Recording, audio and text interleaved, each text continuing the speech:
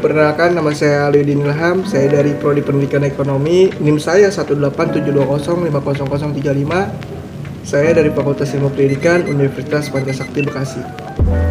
Adanya saya di sini, saya ingin memenuhi tugas UTS saya dengan mata kuliah sosial media dengan dosen pengampu yaitu Bapak Joni Tasmanto SOS MM. Simak ya teman-teman. Oke, sini saya akan membahas tentang commenting culture. Yang pertama di sini ada kebebasan berpendapat. Sesungguhnya berpendapat tidak ada yang melarang. Itu hak asasi manusia. Bila lebih jujur lagi, manusia lebih suka berkomentar daripada dikomentari. Jika mengomentari, paling cepat melihat kekurangan dan kelemahan.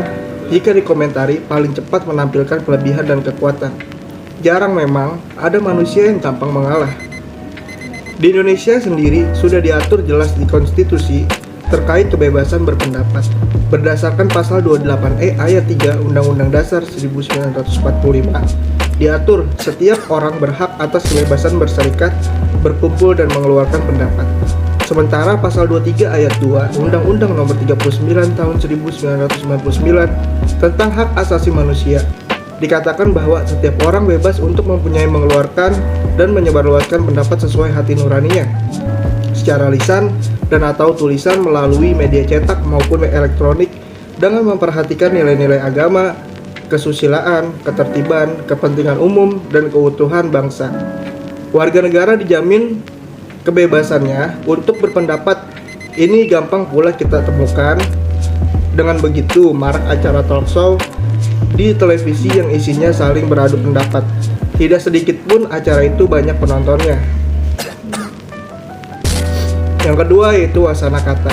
Akhirnya, bukankah lebih baik bila pendapat-pendapat di komentar media sosial diredam dahulu dan dikumpulkan, lalu diuji menurut kebenaran data dan fakta, kemudian dituliskan dalam sebuah artikel. Di sana kita dapat mengukur bagaimana orang itu berpikir dan mengolah logikanya, menebak tepat penyebab masalah dan solusi terbaiknya, yang akhirnya tersaji di kesimpulan akhir artikel.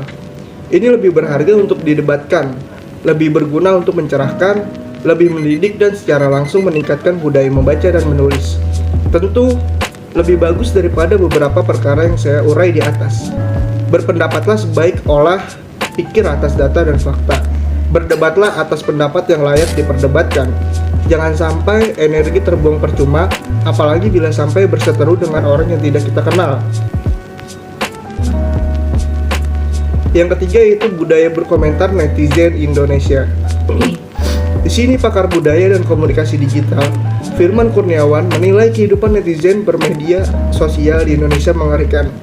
Hal ini disebut karena banyaknya praktik yang merugikan pengguna seperti doxing hingga scamming. Jika seorang tidak setuju dengan pendapat tertentu di medsos. Dan di sini dilansir dari CNN Indonesia. Netizen Indonesia ketika ada peristiwa apapun dikomentari, kemudian kalau mereka benci, ya benci banget. Termasuk sifat tidak beradab seperti scamming, doxing. Jadi mengerikan memang kehidupan sosial media kita. Ujar Firman kepada cnnindonesia.com melalui sambungan telepon pada hari Senin 1 Maret. Firman menjelaskan hal tersebut selaras dengan survei yang dilakukan oleh Microsoft pada 32 negara di dunia, termasuk di Indonesia. Yang kedua, pembahasan tentang medsos manusia karir. Media sosial atau yang lebih sering disingkat dengan medsos adalah makanan yang tak asing bagi masyarakat Indonesia. Rasanya hampir semua orang memiliki akun medsos, mulai dari Facebook, Twitter, hingga Instagram. Menurut Databox, total pengguna medsos diperkirakan sebanyak 59% dari total jumlah masyarakat di Indonesia. Penggunaan medsos ini bersifat adiktif atau candu sehingga banyak orang yang menghabiskan waktu mereka hanya sekedar scroll timeline Instagram atau menonton video kucing lucu. Medsos juga mengambil peran besar dalam perkembangan karir seorang individu. Kok bisa? Bagi tim HR, Human Resource, akun medsos yang dimiliki oleh Anda adalah cerminan kepribadian. Segala postingan yang ada pada medsos, Anda dinilai lebih menggambarkan diri Anda dibandingkan saat sesi interview. Oleh sebab itu, Beberapa formulir saat sesi interview selalu mencantumkan kolom media sosial yang dimiliki untuk Anda isi. Pemilik akun medsos pun dituntut untuk bersikap bijak dalam mengunggah jenis post apapun. Salah-salah bisa berbahaya dan menjadi hambatan untuk karir. Tak selalu menyeramkan, penggunaan medsos jika dimanfaatkan dengan baik akan membantu dalam mengembangkan karir, bahkan mendapatkan posisi tertentu yang telah diidamkan sebelumnya. Anda dapat dengan mudah memperkenalkan diri, mencari lowongan pekerjaan, menjalin kerjasama dengan orang lain, menggali minat dan bakat, bahkan menemukan mentor untuk berlatih. Bagaimana cara memanfaatkan medsos untuk karir? Yang pertama, yaitu buatlah akun profesional. Yang kedua, gunakan media sosial untuk menunjukkan keahlian. Yang ketiga, melamar pekerjaan melalui online job platform. Yang keempat, berdiskusi dengan berbagai macam orang. Yang keempat, durasi konten untuk keterampilan. Yang ketiga, di sini saya akan membahas pembahasan tentang social gaming dan perilakunya. Penetrasi social gaming semakin kencang saja. Media-media sosial sekarang tidak sekedar menyajikan fitur berkomunikasi, tapi juga fitur hiburan berupa games. Games ini pun tak hanya dimainnya sendiri, tapi juga bisa dimainkan oleh banyak pemain dari berbagai belahan dunia. Tahun 2010 boleh dibilang sebagai tahap letusan social gaming. Ini dimana menurut riset eMarketer, 24% pengguna internet di Amerika Serikat atau 53 juta orang kecanduan aplikasi game Farmville minimal. Menurut riset tersebut, orang bermain sekali games ini dalam sebulan. Angka peminat games berbasis media sosial ini diperkirakan bakal terus meningkat 2 tahun ke depan. Pada tahun 2012, diperkirakan akan ada 68,7 peminat games ini. Angka ini berarti peningkatan 29,5% dari tahun 2010. Dampak atau perilaku terhadap remaja. Perkembangan ilmu dan teknologi yang semakin pesat ternyata membawa perubahan dalam segala aspek kehidupan. Salah satu hasil dari perkembangan teknologi yaitu internet. Seiring perkembangan zaman, internet semakin berkembang pesat. Salah satu manfaat dari perkembangan internet yaitu sarana hiburan, misalnya untuk bermain game online. Game online muncul sebagai jenis hiburan baru bagi semua kalangan, khususnya remaja. Dengan banyaknya fitur-fitur baru yang jumlahnya beragam dan murahnya koneksi internet membuat game online semakin menjamur di Indonesia. Tidak hanya di kota-kota besar, game online juga sudah merambah ke pedesaan. Bukan tidak mungkin 5-10 tahun lagi permainan tradisional seperti petak umpet, gobak sodor, dan lompat tali akan semakin susah dijumpai. Bermain game online tidak hanya dilakukan di warnet, tetapi bisa dilakukan di mana saja asal membawa device dan juga ada jaringan internet. Dengan begitu orang semakin dimanjakan dengan kehadiran game online. Game online yang diminati di Indonesia seperti Mobile Legends, PUBG, Free Fire, dan Valorant ini membuat remaja sering lupa waktu. Maraknya game online juga menyebabkan remaja menjadi kecanduan terhadap permainan tersebut, apalagi di situasi pandemi COVID-19. Ini yang hampir semua aktivitas dilakukan di rumah. Remaja hanya menghabiskan waktu seharian untuk bermain game online sehingga kita jumpai di kafe atau di warmindo atau yang biasa disebut warkop. Remaja-remaja bermain game online hingga larut malam. Hal ini membuat mereka semakin malas untuk mengerjakan tugas atau mengikuti pembelajaran karena bermain hingga larut malam, yang menyebabkan mereka mengantuk dan susah tidur. Bermain game online sebenarnya sah-sah saja, tetapi asalkan kita bisa membagi waktu dan tidak merugikan orang lain. Nah, di sini kita ada dampak atau perilaku terhadap sosial remaja. Perkembangan ilmu dan teknologi yang semakin pesat ternyata membawa perubahan dalam segala aspek kehidupan. Salah satunya hasil dari perkembangan teknologi yaitu internet. Seiring perkembangan zaman, internet semakin berkembang pesat. Salah satu manfaat dari perkembangan internet yaitu untuk sarana hiburan, misalnya untuk bermain game online.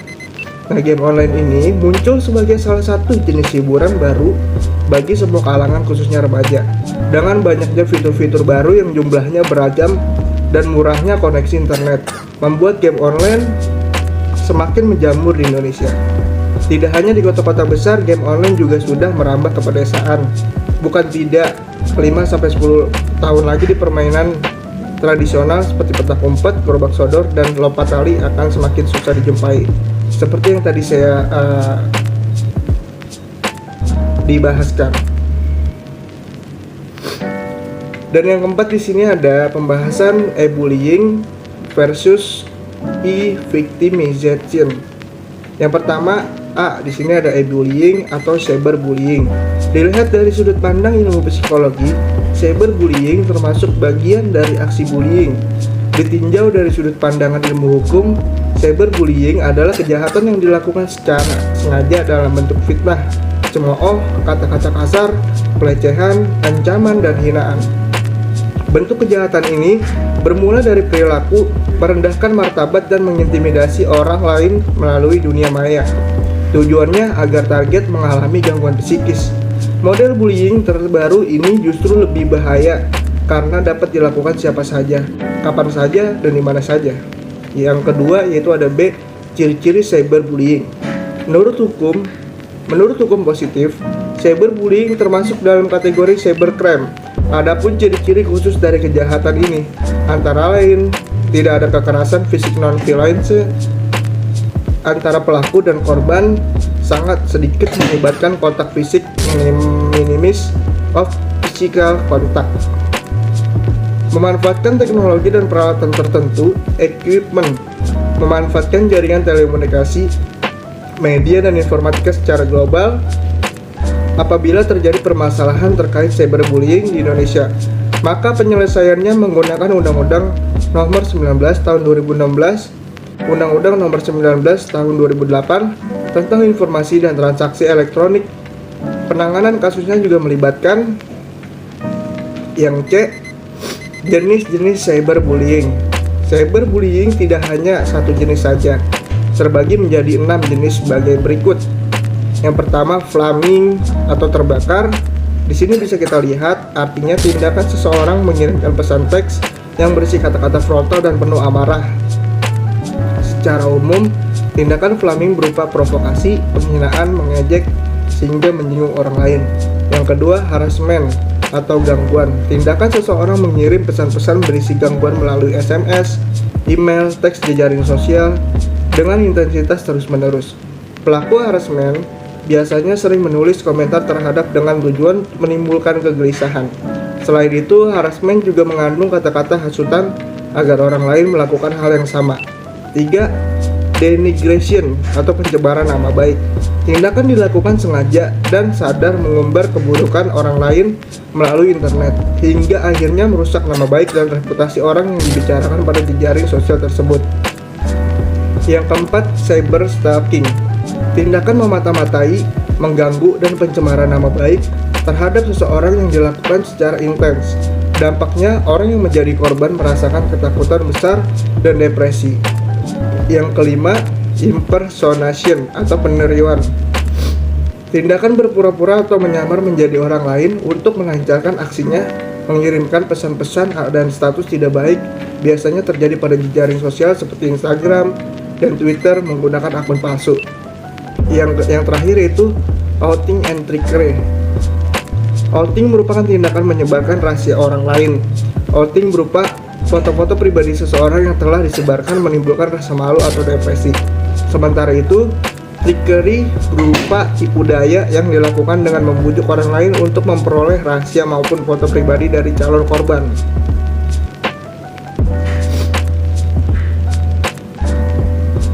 Nah, di sini ada dampak-dampak cyberbullying. Dampak cyberbullying berbeda dari kejahatan lain yang sangat berbahaya. Yang pertama yaitu di sini menarik diri dari lingkungan sosial. Yang kedua, ada perasaan dikucilkan lingkungan. Yang ketiga yaitu kesehatan fisik dan mental terganggu. Yang keempat, depresi dan ingin bunuh diri.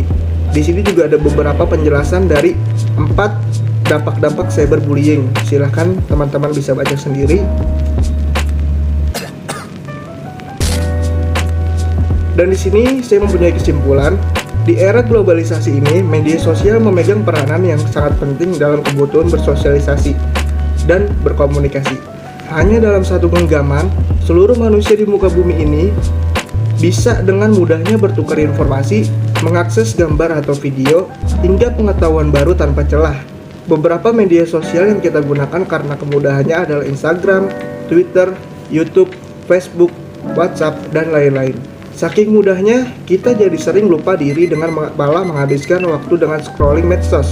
Di samping itu, sekarang marak pula terjadi penyalahgunaan medsos seperti penyebaran hoaks, penyebaran ujaran kebencian, dan hal-hal fatal lainnya yang bisa merugikan banyak pihak. Namun, jika media sosial digunakan secara bijak dan beretika, maka media sosial juga bisa memberikan banyak manfaat untuk pengguna, yang utama adalah manfaat dalam karir. Ya, mungkin itu saja yang dapat saya sampaikan. Terima kasih telah menonton video atau pembahasan materi saya. Kurang lebihnya mohon maaf. Wassalamualaikum warahmatullahi wabarakatuh.